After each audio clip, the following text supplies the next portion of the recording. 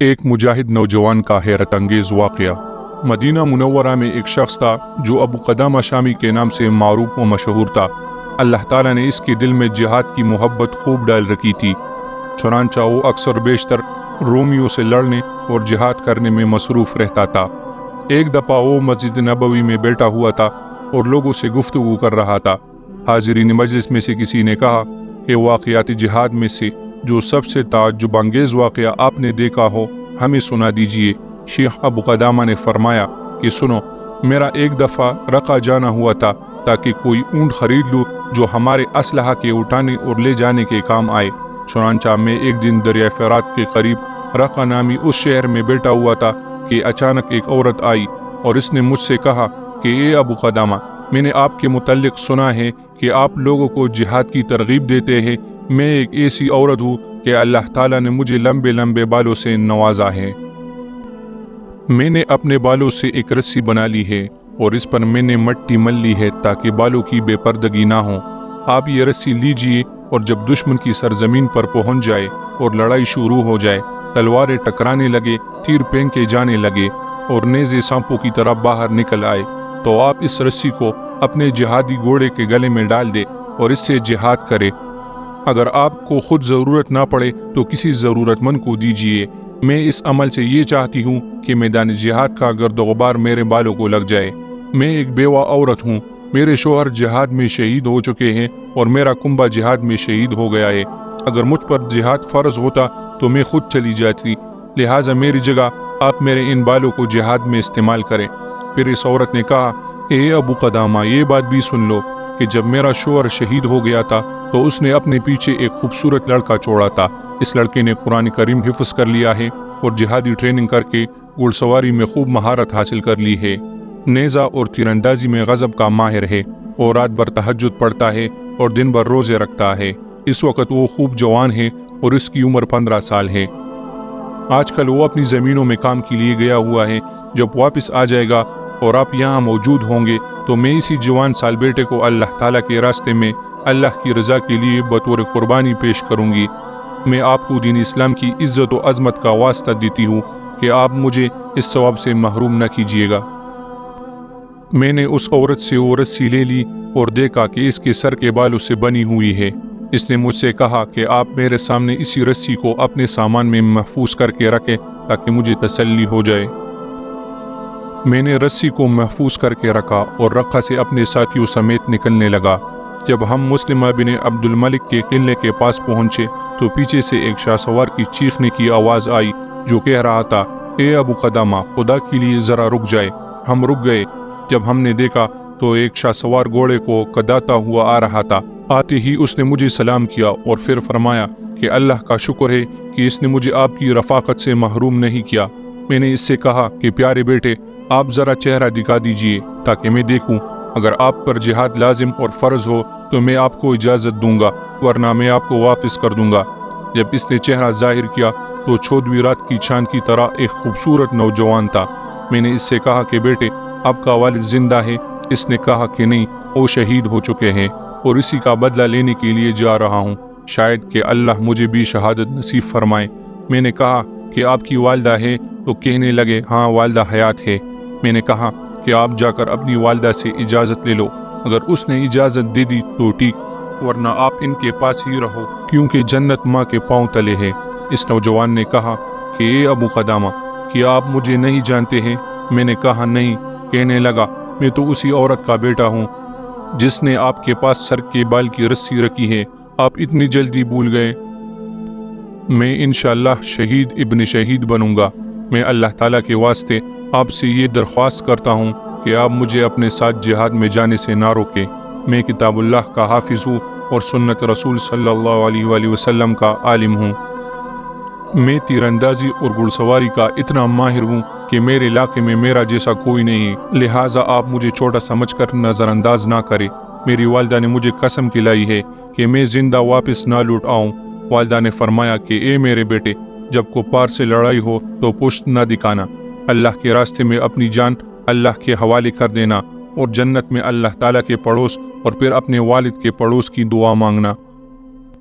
جب اللہ تعالیٰ نے تم کو شہادت نصیب کی تو میری شفاعت بھی کرنا، کیونکہ مجھے معلوم ہوا ہے کہ شہید اپنے خاندان کے 70 آدمیوں کی شفاعت کرے گا۔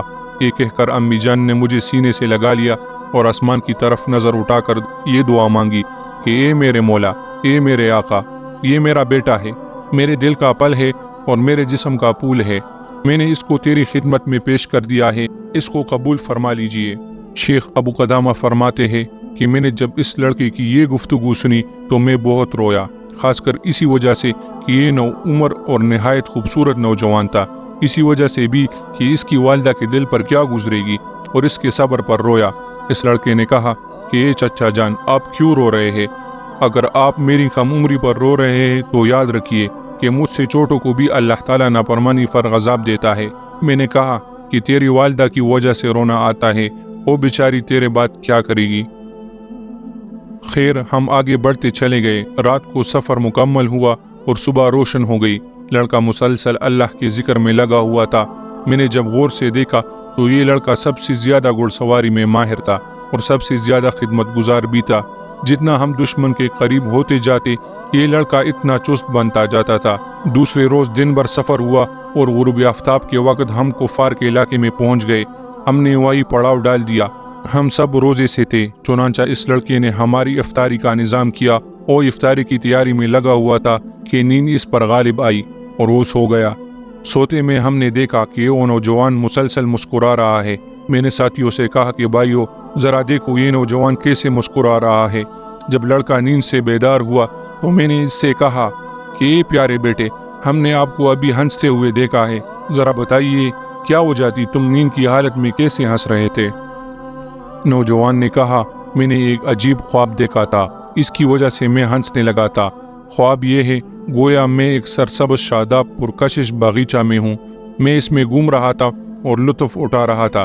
اچانک میں نے وہاں ایک عالیشان محل دیکھا جو چاندی، جواہرات اور موتیوں سے بنا ہوا تھا۔ اس کے دروازے سونے کے ہیں اور اس پر سلیقے سے پردے آویزاں تھے۔ اچانک ان پردوں کو کچھ لڑکیوں نے دروازے سے ہٹایا، وہ لڑکیاں چاند کی طرح چمک رہی تھی۔ جب انہوں نے مجھے دیکھا تو سب نے خوش آمدید کہا۔ میں نے خواب میں ایک طرف ہاتھ بڑھایا تو وہ کہنے لگی کہ جلدی نہ کیجیے، ابھی آپ کا وقت نہیں آیا۔ میں نے سنا کہ وہ آپس میں کہہ رہی تھی کہ یہ نوجوان مرضیہ کا شوہر ہے۔ پھر انہوں نے مجھے کہا کہ اللہ آپ پر رحم کرے، ذرا آگے بڑھیے۔ میں کچھ آگے بڑھا تو کیا دیکھتا ہوں کہ اس محل میں ایک کمرہ ہے جو سب سے بلندی پر ہے اور خالص سونے کا بنا ہوا ہے، جس میں ایک پلنگ بچھا ہوا ہے، اس کے پائے سفید اور چمکدار چاندی کے بنے ہوئے ہیں۔ اس پر ایک خوبصورت لڑکی بیٹھی ہوئی تھی جس کا چہرہ آفتاب کی طرح چمک رہا تھا۔ اگر اللہ میری نگاہوں کی حفاظت نہ کرتا تو میری نگاہیں چلی جاتی اور میری عقل سلب ہو جاتی۔ جب اس لڑکی نے مجھے دیکھا تو کہا، مرحبا مرحبا، آئیے آئیے، خوش آمدید خوش آمدید۔ اے اللہ کے محبوب، آپ میرے لیے ہیں اور میں آپ کے لیے ہوں۔ میں اس کی طرف بڑھنے لگا تو وہ کہنے لگی کہ نہیں، ابھی وقت نہیں آیا، ہاں کل ظہر کے وقت کا وعدہ ہے، مبارک ہو۔ شیخ ابو قدامہ فرماتے ہیں کہ میں نے اس لڑکے سے کہا کہ آپ نے کیا اچھا خواب دیکھا ہے۔ رات بھر ہم اس نوجوان کے خواب پر تعجب کر رہے تھے۔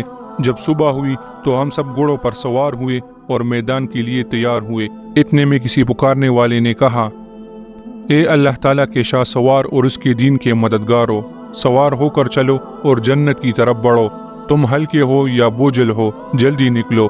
جو ہی یہ آواز ختم ہوئی تو لشکر کفار نمودار ہوا۔ اللہ اس کو ذلیل کرے تو ٹڈی دل لشکر تھا جو چاروں طرف پھیل چکا تھا۔ ہم سب میں سب سے پہلے اس نوجوان نے لشکر کفار پر ایسا حملہ کیا کہ ان میں اندر تک گھستا چلا گیا۔ اس نے کفار کے جمگٹے کو تتر بتر کر دیا اور بیچ میں جا کر لشکر کفار کو تہس نہس کر دیا۔ بہادروں کو اس نے موٹ کے گات اتارا اور کئی کفار کو زمین پر بچھا دیا۔ میں نے جب اس لڑکے کے اس طرح تابڑ توڑ حملوں کو دیکھا اور اس کے پاس گیا اور اس کے گھوڑے کی لگام کو پکڑ کر کہا کہ اے پیارے بیٹے، اب تم واپس ہو جاؤ، نو عمر ہو، جنگی چالوں کا زیادہ تجربہ نہیں۔ اس نے کہا، اے چچا جان، کیا آپ نے قرآن کی آیت نہیں پڑھی، یا ایھا الذین آمنوا اذا لقیتم الذین کفروا زحفا فلا تولوہم الادبار۔ اے چچا جان، کیا آپ یہ چاہتے ہیں کہ پیچھے مڑ کر جہنم کا حقدار بنوں؟ ہم اس گفتگو میں تھے کہ اچانک کفار نے ہم پر حملہ کیا۔ اس طرح سخت حملہ تھا کہ ہر آدمی اپنی اپنی فکر میں مشغول ہو گیا۔ اس دوران لڑکے اور میرے درمیان بھی کفار حائل ہو گئے اور ہم ایک دوسرے سے جدا ہو گئے۔ اس حملے میں مسلمانوں کی بڑی تعداد شہید ہو گئی۔ جب جنگ رک گئی تو نہ زخمیوں کا حساب لگایا جا سکتا تھا اور نہ شہیدوں کا کوئی حساب تھا۔ میں اپنے گھوڑے سمیت شہداء کی لاشوں میں گھومنے لگا۔ ہر طرف لاشیں ہی لاشیں تھی اور سیلاب کی طرح خون بہہ رہا تھا۔ شہداء کے چہرے خون اور غبار کی وجہ سے پہچانے نہیں جاتے تھے۔ میں گھوم رہا تھا کہ اچانک ایک کوس زمین پر پڑا ہوا دیکھا جو گھوڑوں کے سموں کے نیچے کچلا پڑا تھا اور اس کے چہرے اور جسم پر غبار لگا ہوا تھا، اور وہ اپنی آخری سانس میں یہ کہہ رہا تھا، اے مسلمانوں، خدا کے لیے میرے پاس میرے چچا ابو قدامہ کو بھیج دو۔ جب میں نے اس کی آواز سنی تو اس کے قریب آیا، دیکھا تو وہ اپنے خون میں لت پت ہو رہا تھا۔ کثرت خون اور کثرت غبار اور گھوڑے کے کچلنے جانے کی وجہ سے میں اس کو نہیں پہچان سکتا تھا۔ میں نے اس سے کہا، ہاں میں ابو قدامہ ہوں۔ اس پر لڑکے نے کہا کہ چچا جان، رب کعبہ کی قسم، خواب کی تعبیر سچی نکلی۔ میں اس کے چہرے پر جھک گیا اور پیشانی پر بوسہ دیا اور اس کے چہرے سے مٹی اور خون اپنے چادر سے صاف کرنے لگا اور کہا کہ اے پیارے بیٹے، مجھے اپنی شفاعت میں قیامت کے روز نہ بھولنا۔ نوجوان نے کہا، آپ جیسے محسن کو بلایا نہیں جا سکتا، آپ اپنی چادر سے میرے خون کو کیوں پوچھتے ہو؟ میرا اپنا کپڑا زیادہ مناسب ہے کہ اس سے میرا خون پونچھا جائے۔ پھر اس نوجوان نے کہا، اے چچا جان، یہ خون چھوڑ دیجئے کہ میں اپنے رب کے ساتھ اسی خون میں ملاقات کروں گا۔ خواب میں جس کو میں نے دیکھا تھا وہ سامنے کھڑی ہے اور میرے روح نکلنے کے انتظار میں ہے اور مجھ سے کہہ رہی ہے کہ میں مشاق دیدار ہوں، جلدی سے میرے پاس آ جائیے۔ اے چچا جان، میں آپ کو خدا کا واسطہ دیتا ہوں، اور اللہ تعالیٰ آپ کو صحیح سالم واپس لوٹا دے تو آپ میرے یہ خون آلودہ کپڑے میرے مسکین اور غمگین والدہ تک پہنچا دے، تاکہ ان کو معلوم ہو جائے کہ میں نے ان کی وصیت کو پورا کر دیا ہے اور مشرکین کے مقابلے میں کسی بزدلی سے کام نہیں لیا ہے۔ آپ ان کو میرا سلام پہنچا دیجئے اور ان سے کہہ دیجئے کہ اللہ تعالیٰ نے ان کی قربانی کو قبول کر لیا۔ اے میرے چچا جان، میری ایک چھوٹی سی بہن ہے جس کی عمر 10 سال ہے۔ میں جب گھر سے باہر جاتا تو وہ مجھے رخصت کرتی اور جب بھی گھر پر آتا تو سب سے پہلے مجھے ملتی اور سلام کرتی۔ اس دفعہ جب میں آ رہا تھا تو اس نے مجھے رخصت کرتے ہوئے کہا کہ بھائی جان، جلدی واپس آئیے گا، دیر نہ کیجیے گا۔ میری اس بہن سے جب آپ کی ملاقات ہو جائے تو اس سے میرا سلام کہیے گا اور پھر یہ کہنا کہ آپ کا بھائی جان کہتا ہے کہ خدا حافظ، قیامت میں ملاقات ہوگی۔ یہ کہہ کر اس نوجوان نے کلمہ شہادت پڑھا اور جان آفرین رب العالمین کے حوالے کر دی۔ ہم نے ان کو انہی کپڑوں میں دفنا دیا اور واپس ہو گئے، اللہ تعالیٰ ان سے راضی ہو جائے۔ جب ہم غزوہ سے فارغ ہو کر واپس رقہ پہنچے تو میں اس نوجوان کے گھر گیا، دیکھا تو اسی نوجوان کی طرح اس کی خوبصورت ننھی منی معصوم بہن دروازے پر کھڑی تھی اور غزوہ سے واپس لوٹنے والوں سے پوچھ رہی تھی کہ میرے بھائی کو آپ لوگوں نے نہیں دیکھا؟ جو لوگ جواب دیتے کہ ہم ان کو نہیں جانتے ہیں۔ جب میں اس بچی کی طرف بڑھا تو وہ کہنے لگی کہ چچا جان، آپ کہاں سے آئے ہیں؟ میں نے کہا، میں جہاد سے لوٹ کر آیا ہوں۔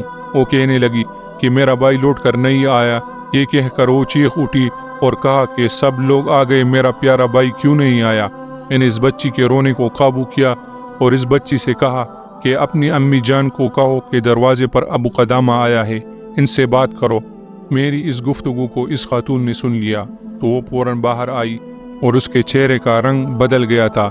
میں نے ان کو سلام کیا، اس نے سلام کا جواب دیا اور کہا، اے ابو قدامہ، یہ بتائیے کہ آپ خوشخبری لے کر ہمارے پاس آئے ہیں یا غم کی خبر لے کر آئے ہیں؟ میں نے کہا کہ پہلے خوشخبری اور غم کی خبر کی وضاحت کرے۔ تو اس نے کہا، اگر میرا بیٹا صحیح سالم واپس آ گیا ہے تو یہ غم کی خبر ہے، اور اگر اللہ تعالیٰ نے اس کو شہادت سے نوازا ہے تو یہ خوشی کی خبر ہوگی۔ میں نے کہا، مبارک ہو، اللہ تعالیٰ نے تیرا ہدیہ اور قربانی کو قبول کر لیا ہے اور تیرا بیٹا شہید ہو چکا ہے۔ کہنے لگی، اللہ تعالیٰ نے اسے قبول کر لیا؟ میں نے کہا، ہاں قبول کر لیا۔ کہنے لگی، شکر الحمدللہ، یہ میری آخرت کا سرمایہ بن گیا۔ پھر میں نے اس نوجوان کا پیغام اس کی بہن تک پہنچایا کہ سلامت رہو بہن، خدا حافظ، قیامت میں ملاقات ہوگی۔ لڑکی نے جب یہ پیغام سنا تو ایک چیخ ماری اور بے ہوش ہو کر گر پڑی۔ میں نے جب اس کو ہلایا تو وہ مر چکی تھی۔ میں نے لڑکے کے خون آلودہ کپڑے اس کے والدہ کے حوالے کر دیے اور زخمی دل اس کے گھر سے واپس لوٹ آیا، اور اس عورت کے صبر پر اب تک تعجب ہو رہا ہے۔ اس واقعے سے ہمیں یہ سبق ملتا ہے کہ ہم بھی شہادت کی تمنا رکھیں اور دنیا کی محبت میں پڑھنے کی بجائے آخرت کی محبت کو سامنے رکھیں۔ اللہ تعالی ہم سب کو اس واقعے سے سبق اور سمجھ حاصل کرنے کی توفیق عطا فرمائے، آمین یا رب العالمین۔